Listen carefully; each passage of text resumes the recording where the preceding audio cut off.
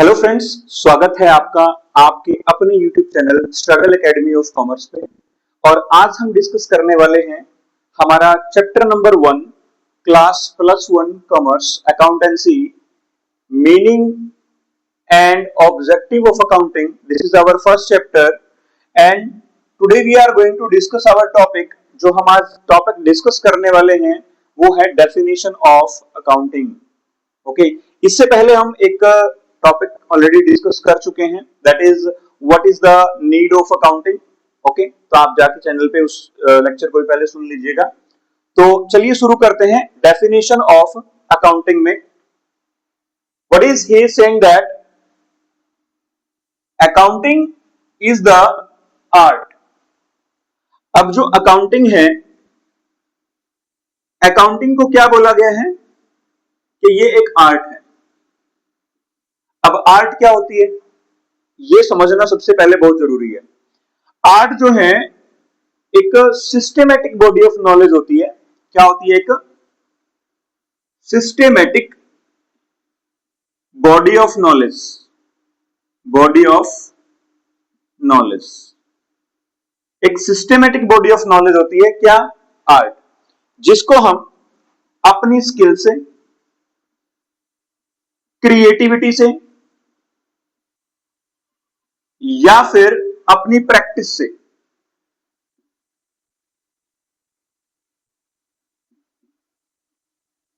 क्या कर सकते हैं? इंप्रूव कर सकते हैं।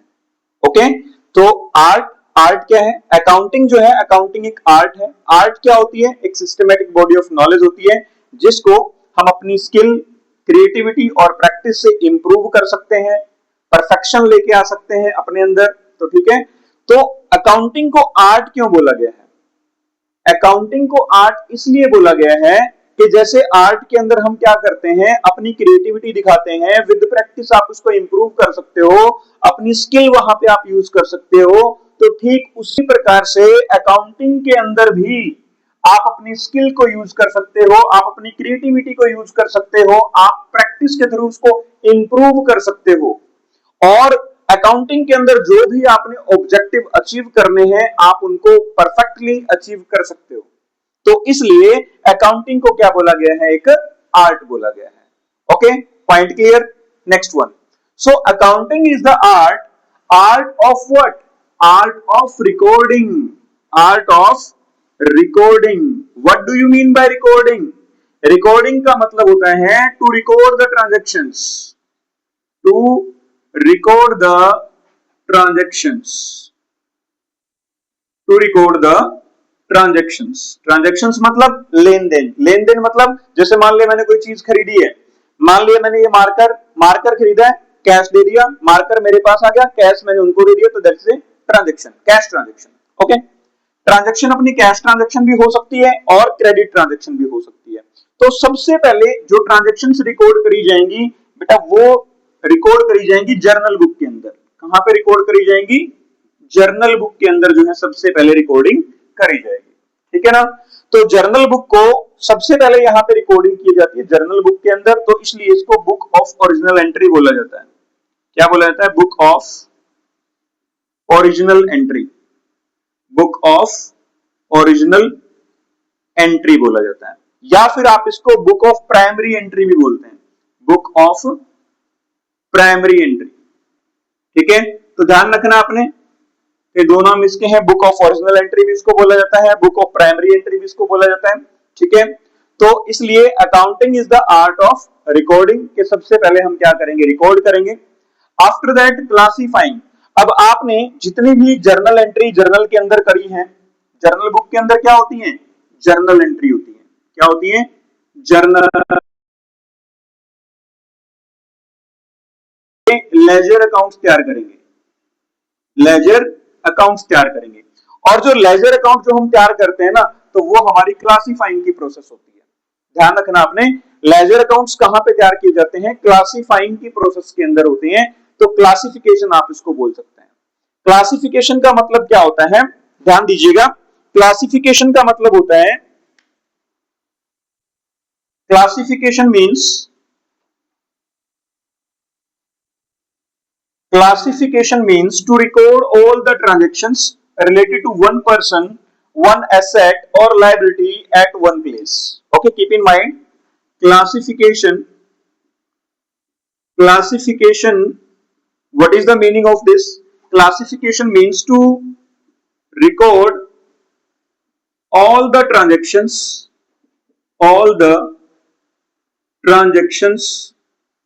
related to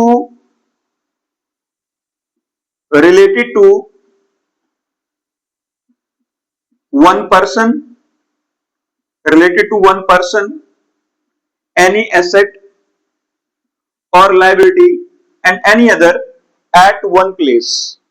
At one place. This is called classification. Or we can say that, we are preparing here the ledger accounts. Accounts में क्या होता है, लेजर अकाउंट्स जो होते हैं अपने, वो लेजर जो होता है वो अपना अकाउंट जो होता है वो टी शेप होता है, ठीक है ना। लेजर अकाउंट क्या होता है अपना, टी शेप होता है। इसमें जो ये लेफ्ट हैंड साइड वाली होती है वो डेबिट साइड होती है और राइट हैंड साइड वाली जो होती है वो क्रेडिट साइड होती है।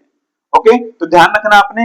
और उसके बाद फिर यहां से लेजर अकाउंट तैयार करने के बाद इन लेजर अकाउंट्स के फिर आपने क्या करने हैं, बैलेंसेस निकालने हैं। क्या निकालने हैं, बैलेंसेस निकालने हैं। और ये जो बैलेंसेस हैं इनकी सहायता से फिर हम क्या करेंगे, एक स्टेटमेंट तैयार करेंगे। क्या तैयार करेंगे, एक स्टेटमेंट तैयार करेंगे। और उस स्टेटमेंट को हम क्या बोलेंगे, उस स्टेटमेंट को बोलेंगे ट्रायल बैलेंस। क्या बोलेंगे, trial balance. So keep in mind, क्या बोलेंगे उसको, ट्रायल बैलेंस। अब ट्रायल बैलेंस क्या है, ट्रायल बैलेंस एक स्टेटमेंट है जो हमें हमारी अकाउंटिंग की, जो हमने अकाउंटिंग करी है, जर्नल एंट्री बनाई है, लेजर अकाउंट्स बनाए हैं, उनकी अर्थमेटिकल एक्यूरेसी के बारे में इंफॉर्मेशन देता है। कौन, ट्रायल बैलेंस। ट्रायल बैलेंस क्या बताएगा, अर्थमेटिकल एक्यूरेसी के बारे में बताएगा कि जो आपने जर्नल एंट्री करी है, जो आपने लेजर अकाउंट्स बनाए हैं, जो उनके बैलेंसेस निकाले गए हैं, these are right or wrong. Okay, if both side of the trial balance, debit balances or credit balances, if both are same, both are equal, it means there is no any mistakes in our accounting like journal entry and classification. तो वहां पे कोई entry नहीं है, किसी प्रकार की कोई मिस्टेक नहीं है। ओके, उसके बाद आता है कि with the help of the trial balance, आगे फिर आपने क्या करना है, देखिएगा, समराइजिंग। समराइजिंग मींस समरी तैयार करना, समरी तैयार करना। अब समरी कैसे तैयार करेंगे, समरी के अंदर क्या होगा, समरी के अंदर हमारे फाइनल अकाउंट्स या फाइनेंशियल स्टेटमेंट्स आप उनको कह सकते हैं, वो हम तैयार करेंगे, ठीक है ना। समरी के अंदर क्या करेंगे अपन, फाइनल अकाउंट्स तैयार करेंगे, ठीक है ना। तो summarising, summarising means to prepare the summary, ठीक है ना। तो आप यहां पे समरी तैयार करेंगे और समरी के अंदर आप मेनली क्या तैयार करते हो, फाइनेंशियल स्टेटमेंट्स तैयार करते हो। क्या तैयार करते हो, फाइनेंशियल स्टेटमेंट्स तैयार करते हो, ठीक है ना। और इन फाइनेंशियल स्टेटमेंट्स को हम क्या बोलते हैं, इनको फाइनल अकाउंट्स भी बोला जाता है। क्या बोला जाता है, फाइनल अकाउंट्स भी बोला जाता है। ध्यान रखना आपने, फाइनल अकाउंट्स। और इनका अदर नेम क्या हो सकता है, और अदर नेम आप इसको बोल सकते हो एंड प्रोडक्ट ऑफ अकाउंटिंग। क्या बोल सकते हो, and product of accounting, and product of accounting. कि अकाउंटिंग का जो एंड प्रोडक्ट होता है तो वो भी आपका क्या होता है, फाइनेंशियल स्टेटमेंट्स ही हमारे होते हैं। तो इन फाइनेंशियल स्टेटमेंट्स के अंदर मेनली अपने पास तीन मेन अकाउंट्स आते हैं। First one is trading account, second one is profit and loss account, profit and loss account, and third one is balance sheet, third one is balance sheet. Okay, balance sheet. तो ये तीन जो है main account आप यहां पे तैयार करते हो। आप इनको फाइनेंशियल स्टेटमेंट कह सकते हो, फाइनल अकाउंट कह सकते हो और एंड प्रोडक्ट ऑफ अकाउंटिंग कह सकते हो। चलो इन तीनों के बारे में थोड़ा थोड़ा डिस्कस कर लेते हैं, बाकी आगे डिटेल में नेक्स्ट लेक्चर्स में मैं आपको इनके बारे में बताता रहूंगा, ठीक है ना। So first of all we are going to discuss here about the trading account. तो ध्यान रखना अपने, ट्रेडिंग अकाउंट जो होता है वो आपका नॉमिनल अकाउंट होता है। कौन सा अकाउंट होता है, नॉमिनल अकाउंट होता है। अब आप कहोगे सर ये नॉमिनल अकाउंट कहां से आ गया, तो बेटा मैं आपको बताना चाहूंगा कि जो हमारे अकाउंट्स होते हैं वो होता है और एक इम्पर्सनल अकाउंट होता है। बट डायरेक्टली यदि हम एक सिंपल वे से यदि कहें तो तीन तरह के आपके अकाउंट्स होते हैं, ठीक है ना। First one is real account, personal account, second one is real account and third one is nominal account. तो ये जो ट्रेडिंग अकाउंट होता है ये आपका नॉमिनल अकाउंट होता है। अब आप कहोगे सर नॉमिनल अकाउंट क्या होता है, तो नॉमिनल अकाउंट वो अकाउंट होते हैं जो प्रॉफिट और लॉस से रिलेटेड होते हैं, जो प्रॉफिट और लॉस से रिलेटेड होते हैं, ठीक है ना। तो ऐसे अकाउंट्स को हम क्या बोलते हैं, नॉमिनल अकाउंट बोलते हैं। अब आपको सर कोई एग्जांपल देना, एग्जांपल आप कह सकते हैं जैसे रेंट पेड, रेंट दिया हमने लॉस हो गया तो कौन सा अकाउंट है, नॉमिनल अकाउंट है। रेंट रिसीव प्रॉफिट हो गया तो कौन सा अकाउंट है, नॉमिनल अकाउंट है। इंटरेस्ट पेड, इंटरेस्ट दिया कौन सा अकाउंट है, नॉमिनल अकाउंट है। इंटरेस्ट रिसीव कौन सा अकाउंट है, नॉमिनल अकाउंट है क्योंकि प्रॉफिट हो गया। कमीशन पे किया, कमीशन रिसीव किया, सैलरी रिसीव हुई, सैलरी पे करी, ठीक है ना। तो इस तरीके से सैलरी वैसे पे ही करते होते हैं। तो इस तरीके से ये जो अकाउंट्स हमारे पास होते हैं ये सारे के सारे आपके नॉमिनल अकाउंट्स के अंदर आते हैं। ओके, सो ट्रेडिंग अकाउंट जो है वो भी हमारा एक नॉमिनल अकाउंट होता है। और नॉमिनल अकाउंट जो ट्रेडिंग अकाउंट है ना वो हमें किसके बारे में इंफॉर्मेशन देता है, ग्रोस प्रॉफिट के बारे में या फिर ग्रोस लॉस के बारे में इंफॉर्मेशन देता है। और किस बारे में इंफॉर्मेशन देता है ये ट्रेडिंग अकाउंट, वो हमें डायरेक्ट एक्सपेंस के बारे में बताता है। किसके बारे में बताते हैं, डायरेक्ट एक्सपेंसेस के बारे में इंफॉर्मेशन देता है। अब आप कहोगे सर ये ग्रोस प्रॉफिट क्या होता है, ये ग्रोस लॉस क्या होता है, तो देखिएगा मैं आपको बता देता हूं। जब आपका जो टोटल रिवेन्यू होता है, जो टोटल रिवेन्यू होता है, टोटल रिवेन्यू अगर वो ज्यादा है अपना किससे, डायरेक्ट एक्सपेंसेस से, किससे, डायरेक्ट एक्सपेंस से अगर वो ज्यादा है टोटल रिवेन्यू तो उस केस में हमें होगा ग्रॉस प्रॉफिट। ओके, ध्यान रखना है। अगर बाय चांस इसका रिवर्स हो जाता है, डायरेक्ट एक्सपेंस अपने ज्यादा है टोटल रिवेन्यू से, तो वहां पे आपका क्या होगा, ग्रॉस लॉस। ओके, तो आगे हमारे इससे रिलेटेड चैप्टर भी हैं कंप्लीट फाइनेंशियल स्टेटमेंट्स में, वहां पे हम इसको डिटेल में डिस्कस करेंगे। और उसके बाद आपके माइंड में ये क्वेश्चन आ रहा होगा कि सर डायरेक्ट एक्सपेंस कौन से होते हैं। तो डायरेक्ट एक्सपेंस के बारे में मैं आपको बताना चाहूंगा कि डायरेक्ट एक्सपेंस वो एक्सपेंस होते हैं जो एक बिजनेस के अंदर प्रोडक्शन से रिलेटेड होते हैं। किससे रिलेटेड एक्सपेंस, प्रोडक्शन से रिलेटेड। प्रोडक्शन से रिलेटेड जो खर्चे होते हैं हमारे, वो हमारे किसके अंदर आते हैं, डायरेक्ट एक्सपेंस के अंदर आते हैं, जो डायरेक्ट प्रोडक्शन से रिलेटेड होते हैं, ठीक है ना। तो ये था हमारा अबाउट द ट्रेडिंग अकाउंट, ठीक है। तो ट्रेडिंग अकाउंट नॉमिनल अकाउंट होता है। नॉमिनल अकाउंट क्या होते हैं, प्रॉफिट और लॉस से रिलेटेड होते हैं। और ये हमें ट्रेडिंग अकाउंट ग्रोस प्रॉफिट के बारे में या ग्रोस लॉस के बारे में इंफॉर्मेशन देता है। और ट्रेडिंग अकाउंट हमें डायरेक्ट एक्सपेंस के बारे में बताता है। और डायरेक्ट एक्सपेंस क्या होते हैं, जो प्रोडक्शन से रिलेटेड होते हैं। और ग्रोस प्रॉफिट कैसे निकलेगा, जो हमारा टोटल रिवेन्यू डायरेक्ट एक्सपेंस से ज्यादा होगा तो हमारा क्या होगा, ग्रोस प्रॉफिट होगा। और यदि टोटल रिवेन्यू हमारा कम है डायरेक्ट एक्सपेंस से तो हमारा क्या होगा, ग्रोस लॉस होगा, ठीक है। तो चलिए नेक्स्ट पॉइंट हम डिस्कस कर लेते हैं, that is profit and loss. Okay, so profit and loss account क्या होता है, देखिएगा अभी हम समराइजिंग का टॉपिक डिस्कस कर रहे हैं और समराइजिंग के अंदर अपने पास यही तीन चीजें आती हैं। तो प्रॉफिट एंड लॉस अकाउंट जो है, प्रॉफिट एंड लॉस अकाउंट, तो प्रॉफिट एंड लॉस अकाउंट जो है ये भी आपका एक नॉमिनल अकाउंट होता है। ध्यान रखना है, नॉमिनल अकाउंट क्यों होता है, क्योंकि ये हमारा प्रॉफिट और लॉस से रिलेटेड होता है। प्रॉफिट या लॉस अकाउंट हमें नेट प्रॉफिट के बारे में या फिर नेट लॉस के बारे में इंफॉर्मेशन देगा। ट्रेडिंग अकाउंट हमें ग्रोस प्रॉफिट के बारे में या ग्रोस लॉस के बारे में इंफॉर्मेशन दे रहा था। और जो प्रॉफिट एंड लॉस अकाउंट है वो हमें नेट प्रॉफिट के बारे में और नेट लॉस के बारे में इंफॉर्मेशन देगा। ट्रेडिंग अकाउंट हमें डायरेक्ट एक्सपेंस के बारे में बता रहा था, लेकिन जो प्रॉफिट एंड लॉस अकाउंट है वो हमें इनडायरेक्ट एक्सपेंस के बारे में इंफॉर्मेशन देगा, इनडायरेक्ट एक्सपेंस के बारे में इंफॉर्मेशन देगा। अब आप कहोगे सर ये इनडायरेक्ट एक्सपेंस क्या होते हैं, तो इनडायरेक्ट एक्सपेंस वो एक्सपेंस होते हैं जो एक बिजनेस की रनिंग करने में हेल्प करते हैं, रनिंग में हेल्प करते हैं, बिजनेस को हेल्प करते हैं, जिनके बिना बिजनेस चल ही नहीं सकता। तो ऐसे एक्सपेंस होते हैं हमारे, वो इनडायरेक्ट एक्सपेंस होते हैं। जैसे आपने सैलरी पे करनी है, एडवर्टाइजमेंट वगैरह पे करना है, ऑफिस के खर्चे होते हैं, एडमिनिस्ट्रेटिव के खर्चे होते हैं, एडमिनिस्ट्रेशन के खर्चे होते हैं, तो वो सारे के सारे हमारे क्या होते हैं, इनडायरेक्ट एक्सपेंस के अंदर आते हैं। अब आप कहोगे सर ये नेट प्रॉफिट क्या होता है, नेट प्रॉफिट के अंदर आपने ध्यान रखना है कि when the total revenue is greater than the total expense. Total expense, total expense का मतलब यहां पे आपके डायरेक्ट एक्सपेंस भी आगे और इनडायरेक्ट एक्सपेंस भी आगे, ठीक है ना। तो यहां पे आ जाएगा नेट प्रॉफिट। अगर इसका रिवर्स होता है, अगर ये वाले ज्यादा हो जाते हैं तो फिर आपका नेट लॉस आ जाएगा। ठीक है, चलिए, और प्रॉफिट एंड लॉस अकाउंट को हम क्या बोलते हैं, इनकम स्टेटमेंट भी बोला जाता है। ठीक है ना, तो इसको आप इनकम स्टेटमेंट भी बोलते हैं, ध्यान रखना आपने, इनकम स्टेटमेंट। ठीक है, चलिए नेक्स्ट पॉइंट हम डिस्कस कर लेते हैं, बैलेंस शीट।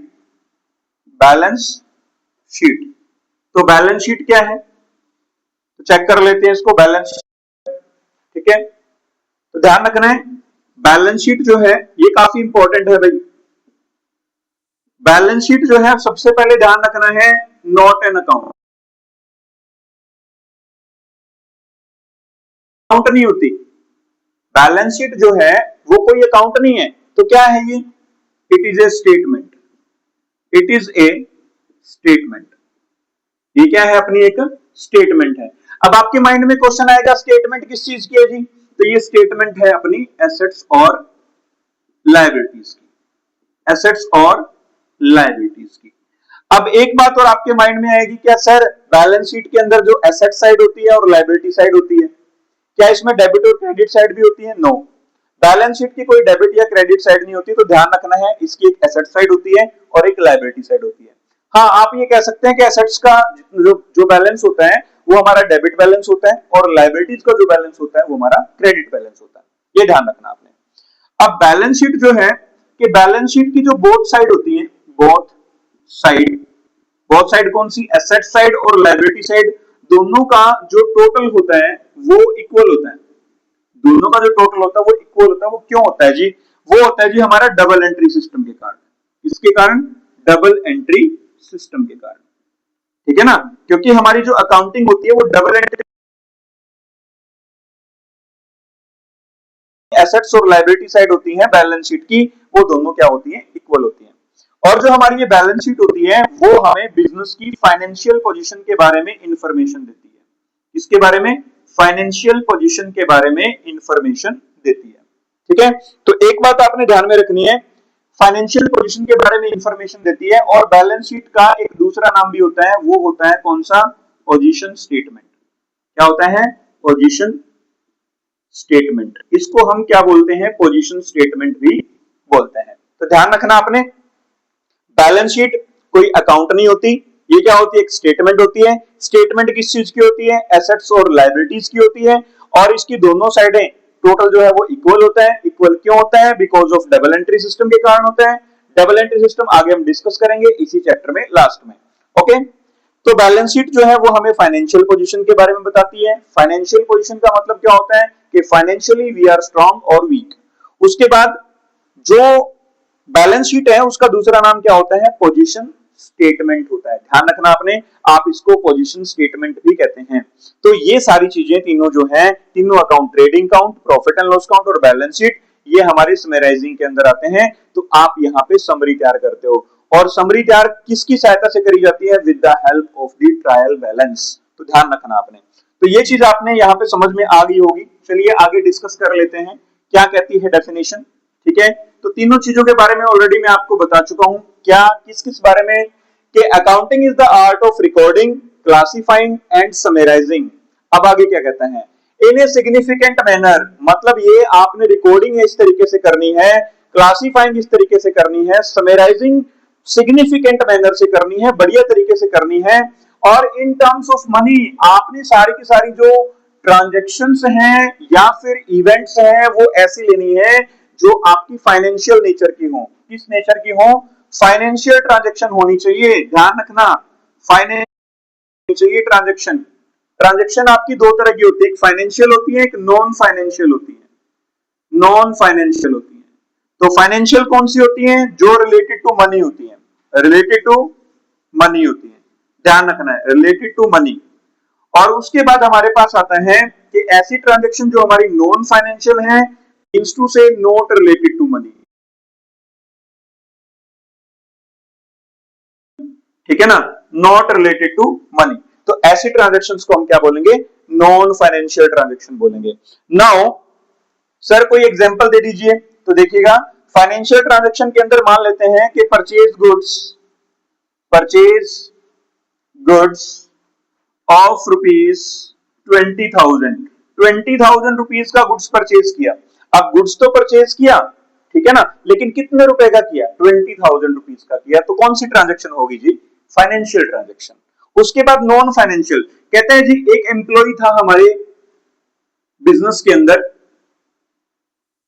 एक एम्प्लॉय था हमारे बिजनेस के अंदर, वो 15 ईयर से हमारे बिजनेस के अंदर काम कर रहा था और उसने अचानक से रिजाइन दे दिया, ठीक है ना, रिजाइन दे दिया, वो छोड़ के चला गया, ठीक है ना, तो बिजनेस को लॉस तो होगा। क्या कोई बता सकता है कितने रुपए का लॉस होगा? We can not convert it into money. आप इसको मनी में कन्वर्ट नहीं कर सकते। तो ये कौन सी ट्रांजैक्शन है? ये आपकी नॉन फाइनेंशियल ट्रांजैक्शन है। तो आप इसको रिकॉर्ड नहीं करोगे, तो यहां पे इसकी रिकॉर्डिंग नहीं होगी। अकाउंटिंग के अंदर इसकी कोई वैल्यू नहीं है, ठीक है।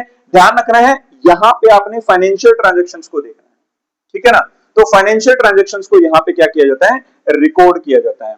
And which are in part और at least of the financial character. ये बात मैंने आपको अभी बताई है कि आपने सिर्फ और सिर्फ फाइनेंशियल ट्रांजैक्शंस को देखना है जिनको आप मनी के रूप में कन्वर्ट कर सकते हो। And interpreting the result thereof, और फिर जो भी आपने समराइजिंग की, ठीक है, ट्रेडिंग अकाउंट बनाया, प्रॉफिट एंड लॉस अकाउंट बनाया, बैलेंस शीट आपने बनाई, जितनी भी रिकॉर्डिंग करी, क्लासिफिकेशन करे, तो फिर उनसे क्या करना है? आपने रिजल्ट निकालने हैं, निष्कर्ष निकालने हैं, उनको इंटरप्रेटिंग करनी है, ठीक है ना। तो उससे बढ़िया निष्कर्ष निकाले जाते हैं और निष्कर्ष निकाल के फिर बिजनेस के अंदर क्या लिए जाते हैं?